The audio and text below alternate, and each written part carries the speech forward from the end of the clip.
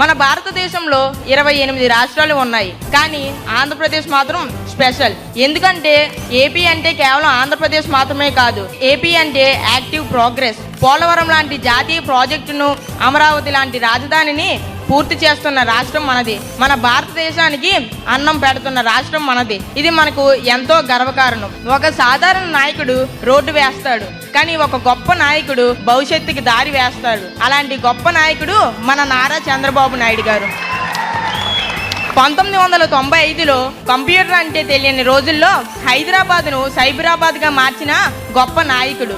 ఇప్పుడు లక్షల మంది యువతకు ఐటీలో ఉద్యోగాలు వచ్చాయంటే దానికి కారణం చంద్రబాబు గారే. ఇప్పుడు భారతదేశంలో మొట్టమొదటిసారి అమరావతిలో క్వాంటమ్ వ్యాలీని కడుతున్నారు. ఒక క్వాంటమ్ కంప్యూటర్ సాధారణ కంప్యూటర్ కంటే 1000 రెట్లు వేగంగా పనిచేస్తుంది. హైదరాబాద్ను సైబరాబాద్గా మార్చినట్టు ఇప్పుడు మన అమరావతిని క్వాంటమ్ వ్యాలీగా మార్చనున్నారు. మన విశాఖ డేటా సెంటర్ హబ్ అవుతుంది. ఇది మనకు చాలా గర్వకారణం. మన చంద్రబాబు నాయుడు గారు 5 సంవత్సరాలకు కాదు 50 సంవత్సరాలకు ఆలోచిస్తారు. అందుకే ఆయనను విజనరీ ఆఫ్ ఇండియా అని అన్నారు.